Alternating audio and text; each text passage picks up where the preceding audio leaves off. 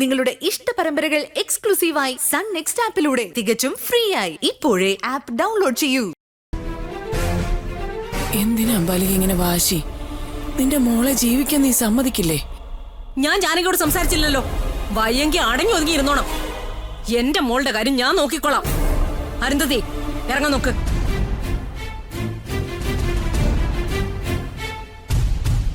Sorry aunty, Arundhati വരത്തില്ല.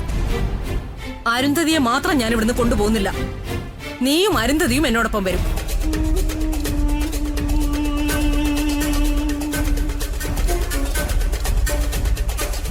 അരുന്ധതി, വേഗം പോയി രണ്ടാളുടെയും സാധനങ്ങൾ എടുത്തിട്ട് വാ.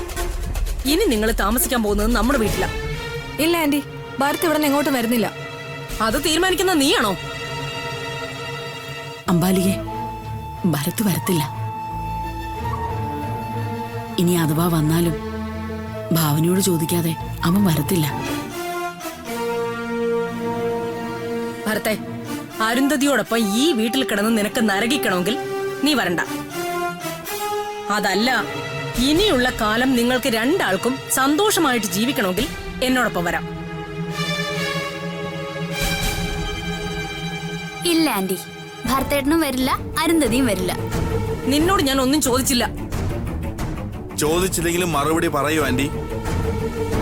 ഇവിടുന്ന് ആരും ഒരിടത്തേക്കും വരുന്നില്ല. ആന്റി ഇവിടുന്ന് പോകുന്നു. വെറുതെ നാണം കെടാതെ പോവാൻ നോക്കാം അമ്പാലികെ. ഭരത്തിനൊന്നും പറയാനില്ലേ?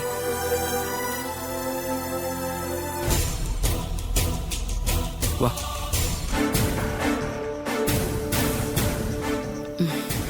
എങ്ങനെയുണ്ട് അമ്പാലികെ? നിന്റെ ഒരടവും ഇവിടെ വില പോവില്ല. പോവാൻ നോക്ക്. ക്ഷമിക്കണം ആന്റി, ഞങ്ങളുടെ കുടുംബത്തെ പിരിക്കാൻ വേണ്ടി ദയവ് ചെയ്ത് ഇങ്ങോട്ട് ഇനി വരരുത്.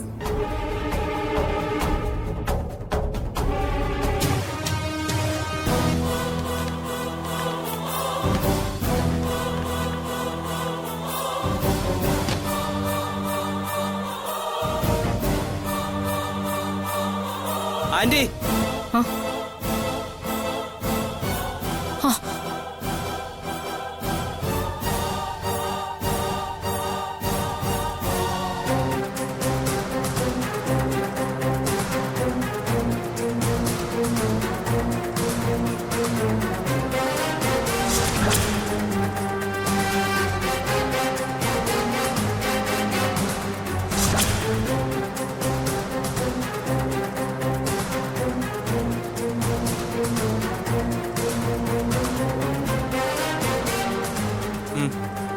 പിടിക്ക്, പിടിക്കാൻ. വാ, ഞങ്ങളും വരുന്ന ആന്റി. അയ്യോ,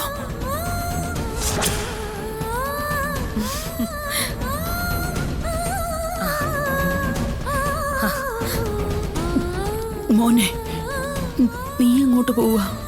ക്ഷമിക്കണമേ, ഞങ്ങള് പോവാ.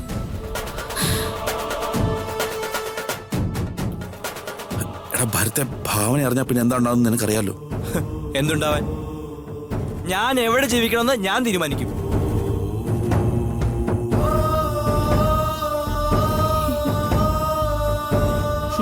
ചേരേണ്ടവരെ ചേരൂ ഗായത്രി. ഞാനിവരെ കൂട്ടിക്കൊണ്ടുപോയെന്ന് ഭാവനയോട് പറഞ്ഞേക്ക്.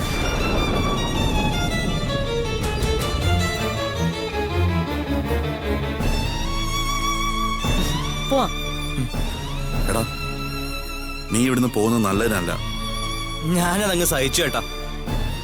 എന്തായാലും ഈ നരകത്തിലേക്ക് നീ ഞാനില്ല.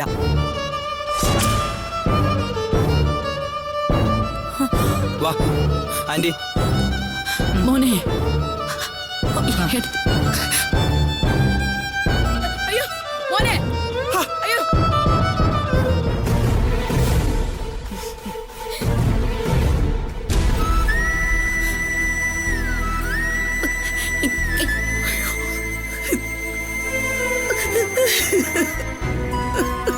കണ്ടില്ലേ ഗായത്രി, നമ്മളെ ധിക്കരിച്ചിട്ട് അവൻ പോയത്. പോട്ടെ ഏട്ടത്തി, അവൻ പോയി ജീവിക്കട്ടെ. ഇതവന് നരകമായിരുന്നു എന്ന് ഇത്രയും കാലം ഞാൻ അറിഞ്ഞിരുന്നില്ല. ഈശ്വര, ഞാനിത് എങ്ങനെയാ സഹിക്കുക? എന്റെ ഭാവന ഇതറിഞ്ഞാൽ എങ്ങനെ സഹിക്കൂ? അയ്യോ, ഇതെല്ലാം എന്റെ തലയിലെഴുത്ത. ഞാൻ അനുഭവിച്ചല്ലേ പറ്റൂ.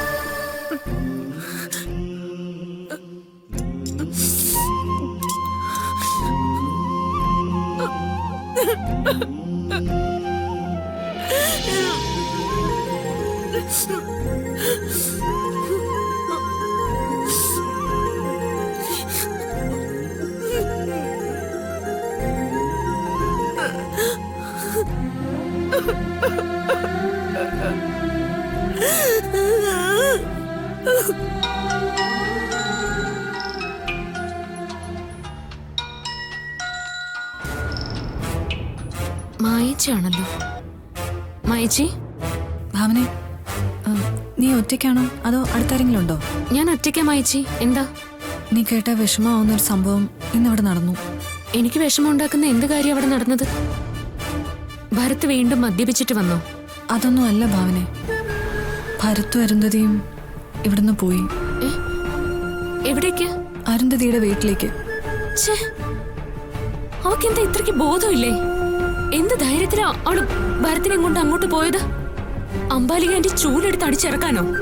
അംബാലിക ആന്റി തന്നെ ഭാവനെ അവരിവിടെ വന്ന് വിളിച്ചോണ്ട് പോയത്.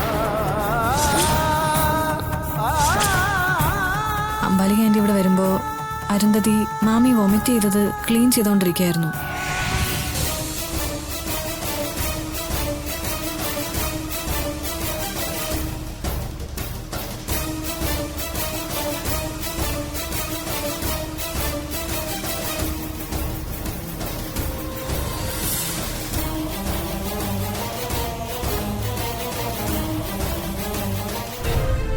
അവൻ ഇത്രയ്ക്ക് നെറുകെട്ടവനായി പോയോ മായച്ചി?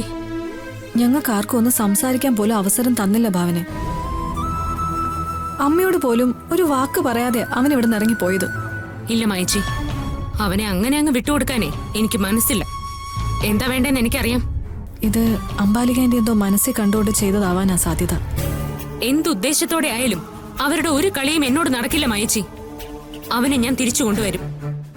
വേണ്ട ഭാവനെ, നീ ഇനി അവിടെ പോയി നിന്റെ വില കളയണ്ട. ഇത് അങ്ങനെ വിടാൻ പറ്റില്ല മായച്ചി.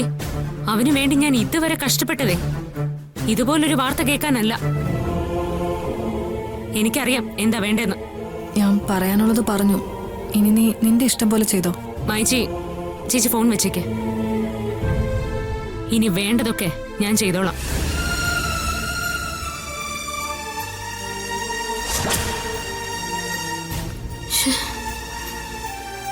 സൂര്യ പറഞ്ഞത് എത്ര സത്യമായിരുന്നു.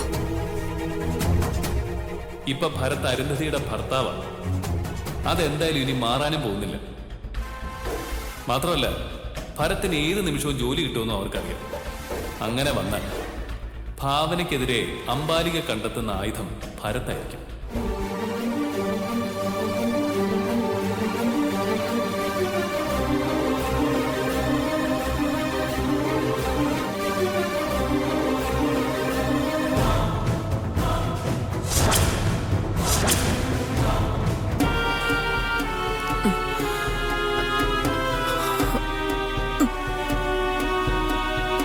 എന്നാലും അംബാലിക്ക് എന്തൊരു അഹങ്കാരമാ പപ്പേട്ട.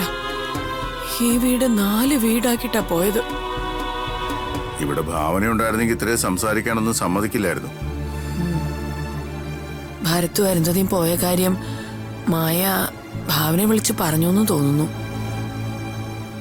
ഇവിടെ ഇപ്പൊ നമുക്ക് എന്ത് ചെയ്യാനാവും? എന്നായാലും ഭരത്ത് പോകുമെന്ന് എനിക്ക് ഉറപ്പായിരുന്നു.